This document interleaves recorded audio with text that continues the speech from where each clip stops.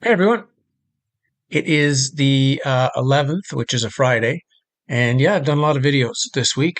But this one I felt I wanted to bring one out with a little more information on the memory wipe, which is a very important topic in this discussion. And I've noticed now looking around that there's beginning to be, as there is with any of these subjects, you might call it pushback from the normal narrative community trying to find answers to things they don't like being brought up. One, which is the memory wipe, trying to find a nice answer to fit their nice reality, to fit their everything is wonderful here story.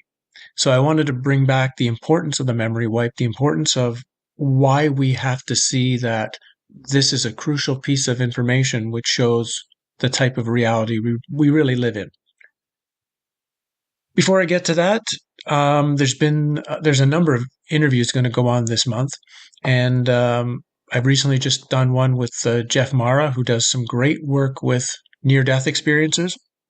I think he's interviewed 400 or 500 people already with their near-death experiences. So it was great to go and be interviewed by him, and hopefully have this material heard by a little different audience who's never thought that this area can have a completely different viewpoint than the standard viewpoint. There's also been one, I did one on the World's Fairs with Dr. Cowan. It's a subject I don't like to talk about too much, but Tom is really good guy, and he's done such good work, and it's something he really wanted to talk to me about. So in this case, I said okay, because I respect the work he's done over the last 3 years, and then as well there was a video just done, an interview with Chad again on Open Your Reality, where it was me and James True together. So it was two completely opposite viewpoints on the same subject. It's an interesting way to hear two completely different views trying to answer the same question. So all of those are now on my interviews page, which is below. I forgot to add some interviews at the end of December, so they're now added. So everything is up to date, other than Jeff's probably doesn't go up until Saturday morning for me, Friday morning for North America. And once I have that, that'll be up. Right now, it's just a link to his channel. But once the interview itself is there, I'll put that up. I also wanted to mention that before I start this, that I got a gentleman in England has started a meetup, a weekly, or I guess it's bi-weekly or something, on the subject of reincarnation and the soul trap, which is a really interesting idea. Social study group. They're meeting at a pub. I think it's somewhere south of London. I don't know exactly any of the details where it is, but it sounds like a great idea. And that link is below. And maybe it's an idea for some others. Here you're thinking about, how do I meet other people who might be interested in discussing this subject? Well, maybe a good way is once a month set up a possible meeting in your area. It doesn't have to be at a location like a pub or a restaurant. It could be at somebody's house or whatnot. But it's an interesting way of developing some community and developing some actual conversation around the topic with other people live and in person. So bringing that up as well, you can see that link below. If you live in the UK, that's a great opportunity for you. If you don't live in the UK, maybe it's something you might want to do. Okay. My memory wipes. So the way I'm going to start this is I'm going to read the 2 pages of my book, which has already been read on here, but I'm going to read them anyway. What I wrote about the memory wipe, and then talk about a couple of other key pieces of it that I haven't mentioned, but should be presented going forward. So, I made a YouTube video in early 2022 regarding the question of if this reality is a school or a prison. It did not take long to realize that this is not a school, or you would remember your previous incarnations and lessons learned. One key facet that most near-death experiences reveal is that the return to Earth and a human body includes the above-mentioned memory wipe, where everything from that previous life is forgotten. This alone clearly indicates that this is not a place of learning and growth. If you touch stinging nettle without gloves, your hand gets stung and it hurts. You remember that. And from then on, if you want to pick some nettle, you wear gloves. That is learning. Remembering is a key step in the process. But if on each incarnation you have to go back to touching the nettle to find out if it stings, that's not learning or growth, but insanity. That is our reality. At least when we go to normal school, we remember what we learned the previous year. We don't go into grade 5 and forget everything from grades 1 to 4. Yet in the reincarnation cycle we seem subject to, nothing gets carried over. The memory wipe will happen again, and all will be forgotten. This leads to life as a human on Earth being deceptive, where we might even be tricked into signing types of soul contracts to indicate what's going to happen to us, generally forms of suffering. Pain and suffering are the constant elements of this realm for all creatures, in between moments of non-suffering, that may act like places to recharge our energy battery. The television series Westworld, at least season 1, is an excellent presentation of this concept. Each time a Westworld robot has died, it is taken to mission control for a cleanup. This includes a memory wipe, so that the last incarnation is forgotten and they go back into the field with their programming intact so they can be shot up or raped again. This is a big reason for the memory wipe prior to new incarnations, because if we really could remember how much suffering we'd gone through lifetime after lifetime, we would have long ago shut down our reincarnations. The trap can only work with the memory wipe. We are just here to be used. Exactly what we are being used for, energy food for a system as speculated by most, or entertainment non-player character pieces for non-human entities who come into this realm, or as an experiment, is hard to verify. When the memories start to appear in Westworld for Dolores and Maeve of how they've been treated, a new inner strength emerges for them to break out of the Westworld prison. Okay. That's a good start. That's a good starting point. The challenge is partially the way I've written it in the book and the way I've presented it up to this point is the danger with the memory wipe is that it's wiping all of our memory of previous incarnations, some of which might not have been too bad, a lot of them which will be pretty horrible. And that's how people try to justify it, trying to justify it with what's going on in this realm. There's another, though, even bigger part to the memory wipe that is even more dangerous. Because again, if you're not having the memories as you walk into this world again, if you're not being given the total history, the total history package of yourself, then you're being deceived. We're being deceived. Just that simple. If there's any kind of learning, any kind of knowledge, any kind of growth supposed to take place here, you must remember the past life experiences you've had. You must remember what you've done. You must remember what's happened to you so that we can make absolutely great choices in this life. I mean, quite simply, again, I'll read what was part of the next phase in there, of the next piece of the next paragraph. Sorry, I have to flip around to get it. But besides, if someone has had 1,000 lifetimes, surely that person must have learned everything by now. Given that most of the lives would have been fraught with intense suffering, does someone really need 997 lives out of 1,000 full of pain to learn? So we're just seeing it just lifetime after lifetime, suffering after suffering, without any growth, without any learning, without any possibility of learning. And there's going to be people and channels out there that are going to try to spin answers to this. And that's fine. They're welcome to try to spin it. But I'm hopeful that most of you watching this channel and reading my book are going to instantly see why none of those make any sense compared to the very simplistic thing. If you're here to learn and grow, here's the memory of how it went. Here's the memory of what happened. Here's the memory of what you did. Make better choices now, or make continued good choices of the ones you've already made. Simple. But like I said, there's a part that's missing to this. And the part that's missing is what's also being erased, even more importantly, is not the life itself you led in material land.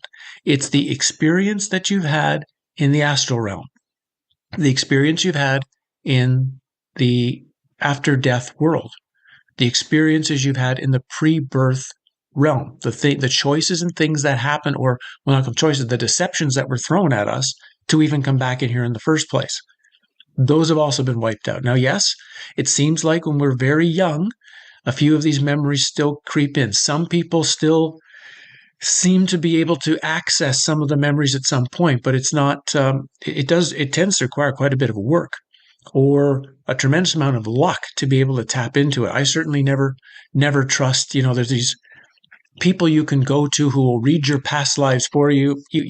As far as I'm concerned, you can't trust any of that. I mean, I could just sit here and say, "Oh yeah, I see your past life. You were hanging out with Michelangelo, and actually you held his paints for him while he painted the ceiling." So what? It's just somebody's babbling on possibilities with no way you can prove it. The only way you could even possibly access anything that you could prove from that is your own.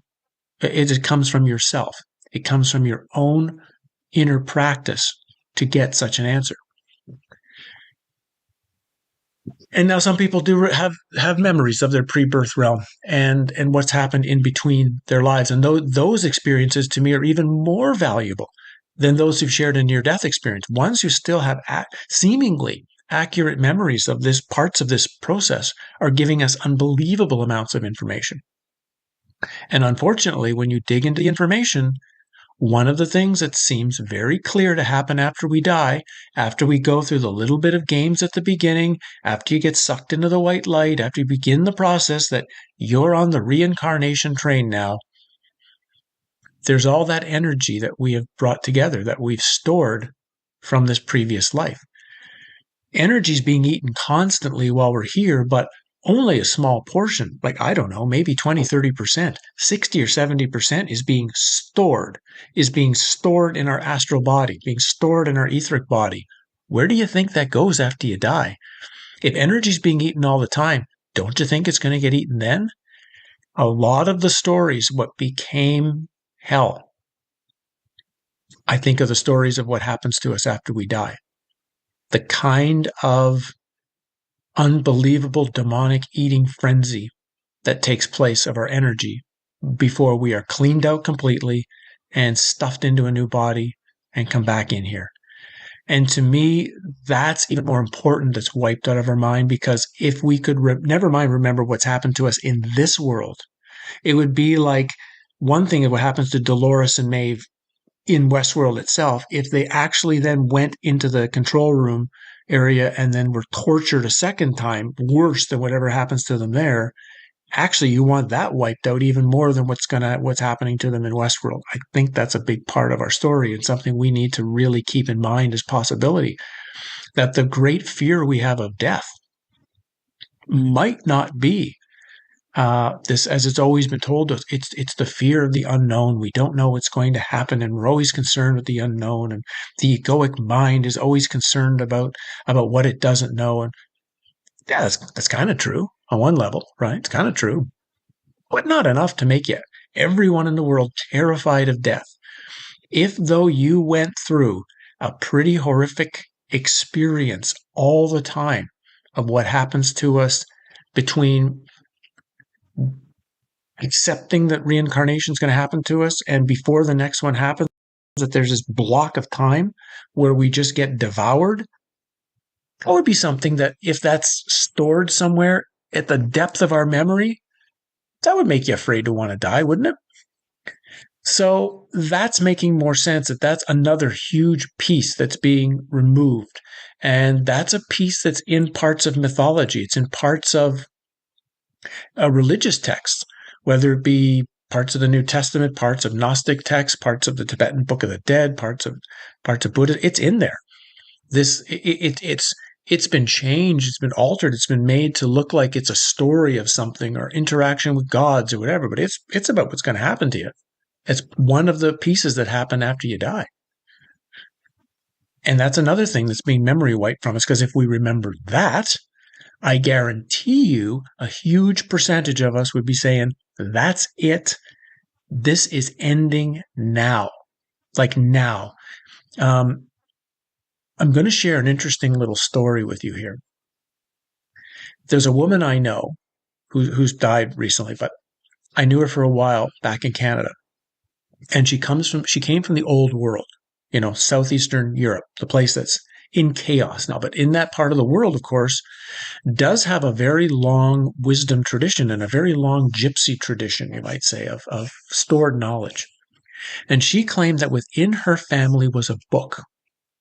At first, I didn't take her too seriously, but over time, I began to take this much more seriously, what she was saying. And I wished I even got more information from her when she was still alive. But that this book which only one family member would hold at a time and would, in fact, keep it hidden so that the other family members couldn't find it and would only give it away on their death. Or I shouldn't say death, but we'll explain the story.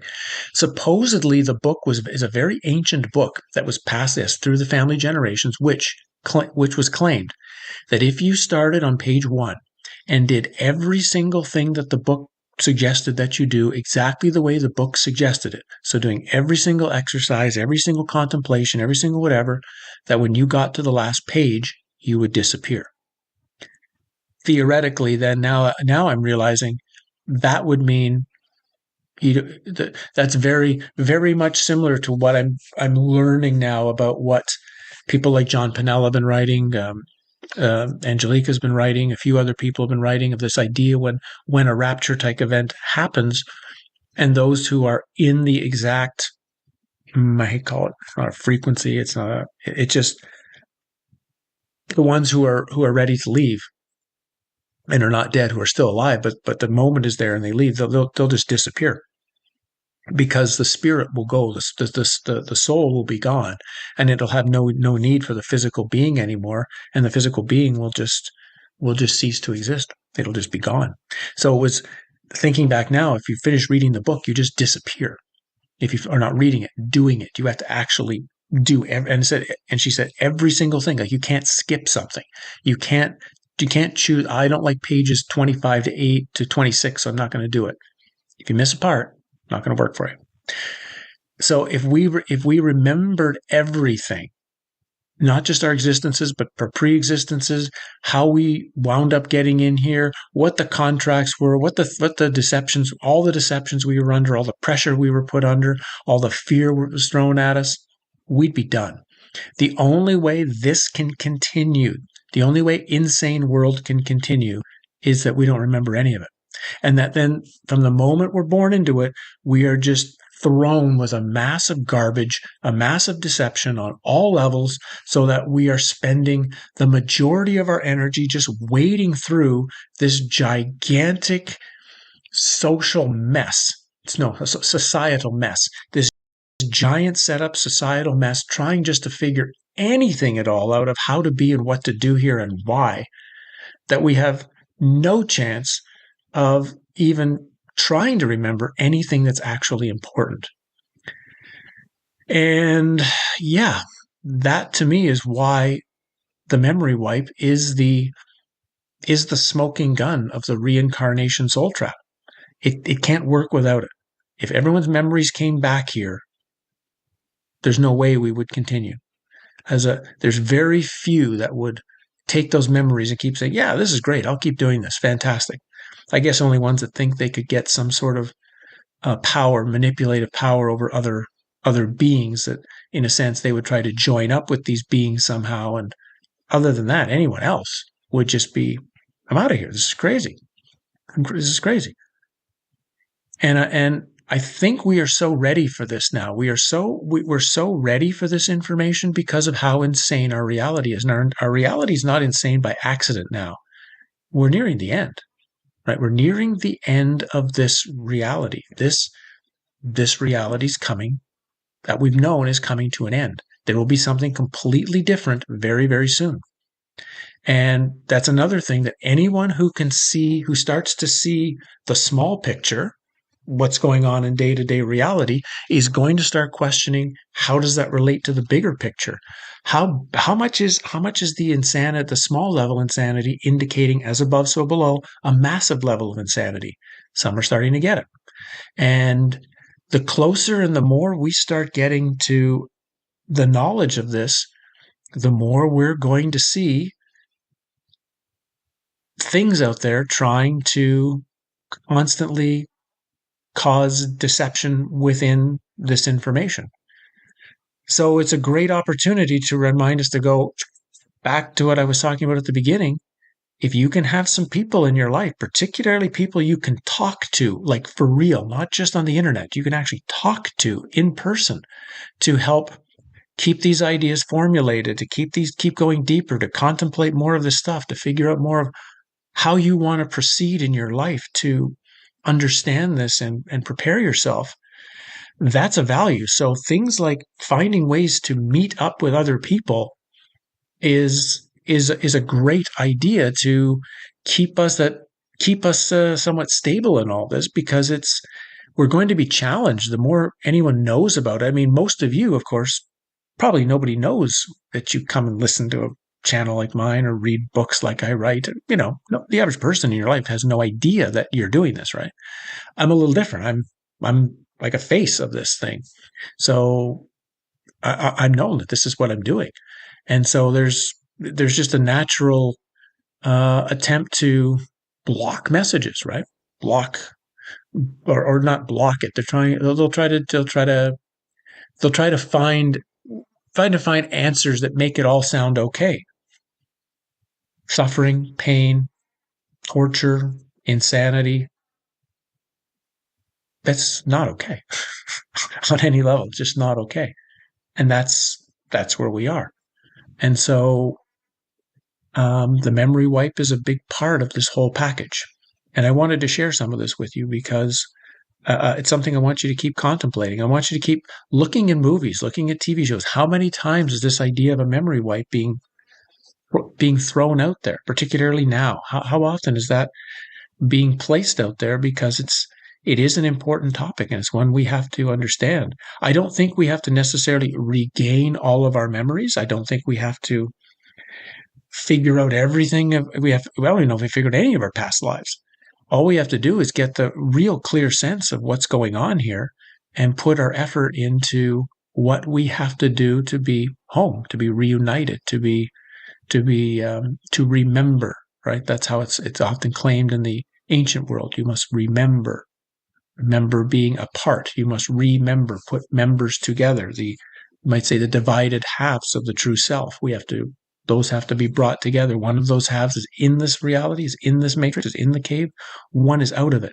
And that remembering can't take place in the cave. It actually takes place outside the cave. Or I guess it theoretically would take place right at the doorway, right? Right at the entrance point of the labyrinth. The one part that's had to spiral out of the labyrinth is connecting with the part that's there. That's another part of the labyrinth story, right? Where who are the characters now? Theseus and Adriana, right? Where Theseus is in the labyrinth trying to beat through the Minotaur. I used to always say the Minotaur was the egoic mind, and I see that I got that completely wrong. Another reason I have to rewrite my earlier books.